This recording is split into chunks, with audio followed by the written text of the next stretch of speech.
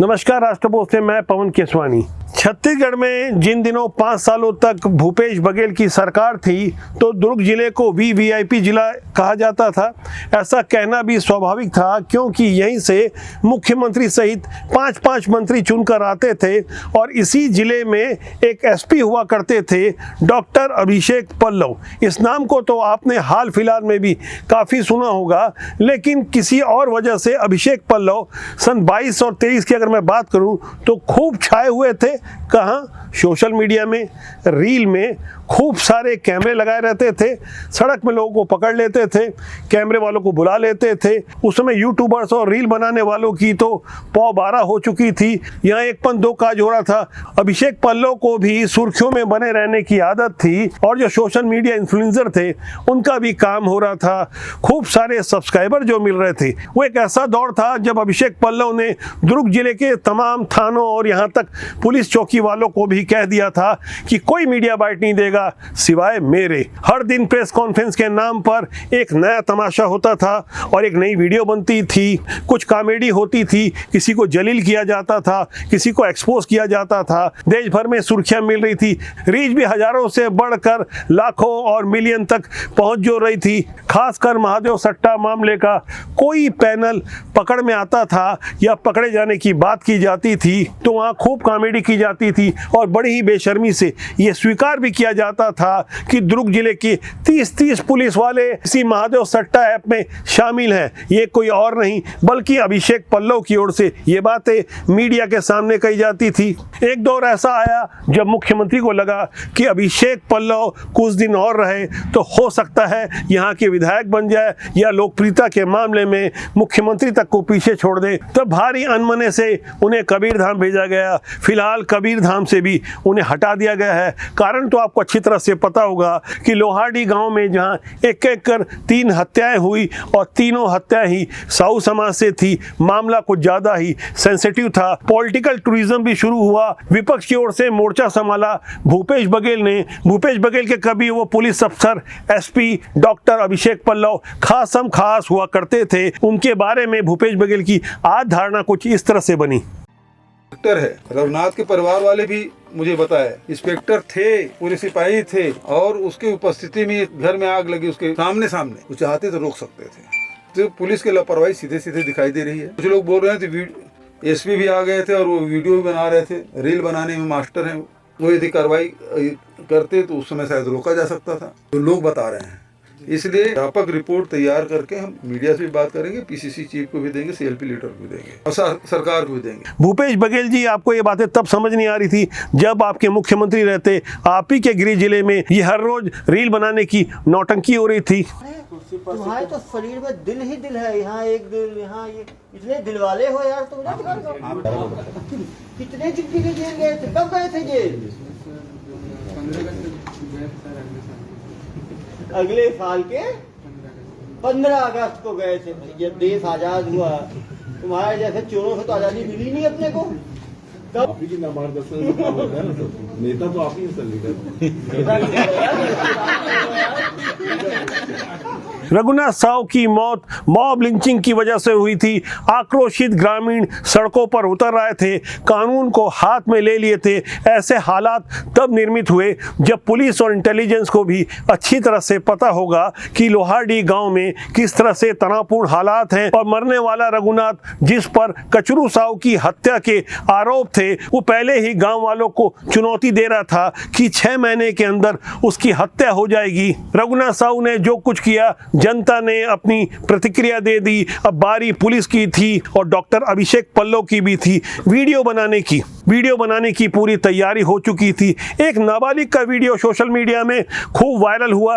YouTube की guideline को ध्यान में रखते हुए नाबालिग का मार खाता हुआ वीडियो हम आपको नहीं दिखाकर सिर्फ एक चित्र दिखा रहे हैं और बाजू में ग्रे कलर की टी शर्ट पहने हुए एक श्रीमान नजर आ रहे होंगे। इनका नाम है डॉक्टर अभिषेक पल्लव। रील बनाने के शौक से आप अंदाजा लगा सकते होंगे कि डॉक्टर अभिषेक पल्लव किस तरह का काम कर रहे थे। हालांकि उन्होंने काम तो कुछ और भी किया था। जब शासन बदल गया तो तो शासन की विचारधारा के अनुसार बीते दिनों कांवड़ यात्रा के दौरान फूल भी बरसाए थे, वहां भी कैमरा लेकर साथ गए थे और सोशल मीडिया में वो वीडियो भी वायरल करवाया था। फिलहाल डॉक्टर अभिषेक पल्लव को लूप लाइन में यानी पुलिस हेडक्वार्टर में डीआईजी बनाकर भेज दिया गया है और उनके जोड़ीदार संजय ध्रुव जो दुर्ग जिले में भी उनके साथ थे, कवर्धा में भी उनके साथ थे, कवर्धा के रेंगाकाड़ थाना के नक्सल ऑपरेशन के पर्यवेक्षक थे, इन्हें भी वहां से हटा दिया गया है। यानी डॉक्टर अभिषेक पल्लव और संजय ध्रुव की जोड़ी की रुखसती के साथ एक संदेश देने की कोशिश की गई है शासन की ओर से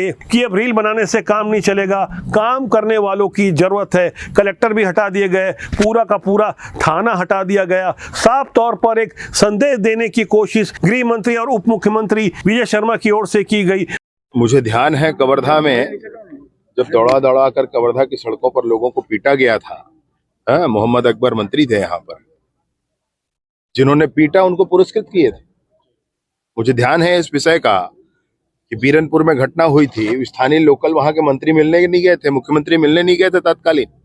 मुझे ध्यान है इस विषय का जब मुख्यमंत्री थे और दिव्यांग ने उनके घर के सामने आत्मदाह कर लिया था कि मुख्यमंत्री को समय नहीं था बाहर निकल के उसको देख लें, पूछ लें उसके बारे में। मुझे यह भी ध्यान है कि हरिचंद बेगा जब कवर्धा में कस्टोडियल डेथ उसका हुआ था, उस समय भी न मंत्री आए थे उस समय के, न मुख्यमंत्री को परवाह थी। आज नेतागिरी करने आ रहे हैं यहाँ पर, आज राजनीति करने आ रहे हैं यहाँ पर। शर्म आनी चाहिए उनको इस विषय पर। मुख्यमंत्री रह चुके हैं प्रदेश के, इस बात पर भी अगर नहीं समझ में है उनको तो धिक्कार है इसी राजनीति को। अभी सेवा का अगर भाव है तो किया जाए। आकर के आप क्या कर रहे हैं गांव में, बताए कोई मुझे? बिल्कुल गलत बात है। आप अगर जांच के, दलेश्वर साहू जी आए थे, हमने स्वागत किया, बिल्कुल आप रहिए, पंचनामा के समय रहिए। हमने कहा कि एकदम हम ये नहीं कह रहे हैं कि नहीं हटना, मैं तो नहीं गया, लेकिन अन्य लोग गए, मैंने कहा बिल्कुल उनको नहीं करना है चढ़ना, उनको रहने दी जाए। किस चीज से रहने दिया जाए, सबके सामने स्पष्टता होनी चाहिए।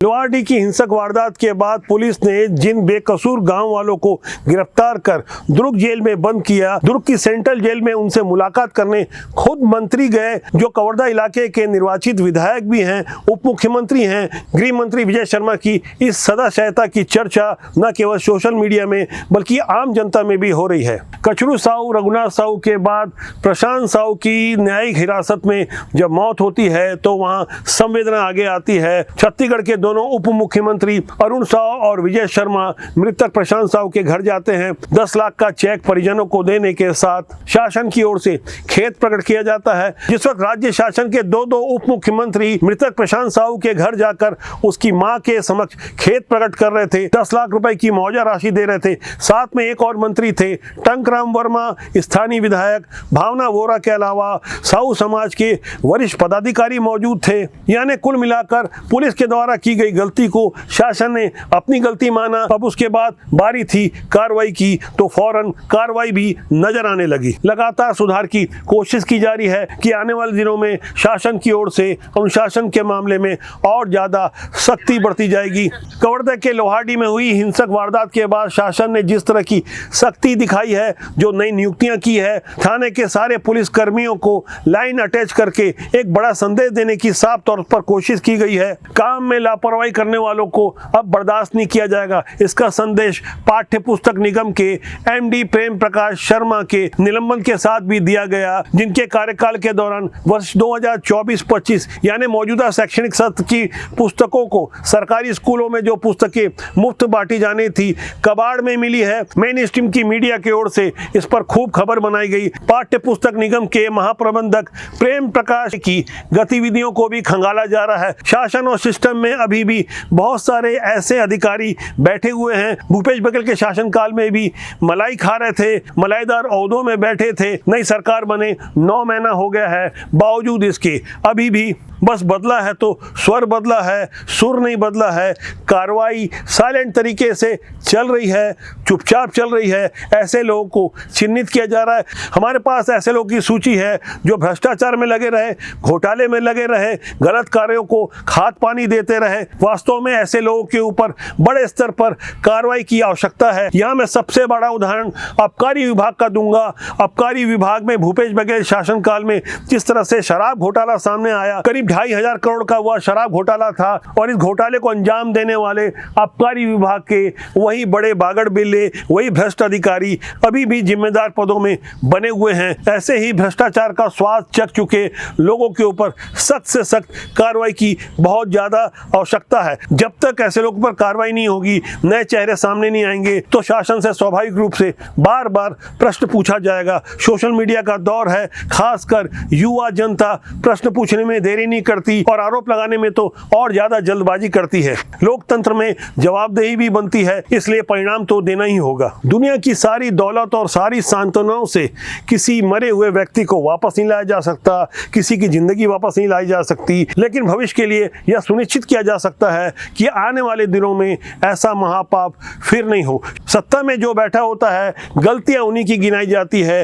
विपक्ष का काम होता है कि ईमानदारी से जनता की आवाज उठाए, लेकिन अब पहले से कहीं ज्यादा जागरूक हो चुकी जनता भी अच्छी तरह समझती है कि कौन हिमायती है और कौन अवसरवादी। तो राजपूत के जनमंच के लिए आज इतना ही। मेरा आपसे आग्रह है कि चैनल को देखें, लाइक करें, शेयर करें, सब्सक्राइब करें। साथ ही जाते जाते हमारा वही संदेश जो आपके लिए बहुत काम का है कि राजनीति बुरी नहीं होती, उसमें काम करने लोग अच्छे या बुरे होते हैं, इसलिए अच्छे लोगों को राजनीति में आना चाहिए जिससे देश और समाज का भला हो सके। नमस्कार।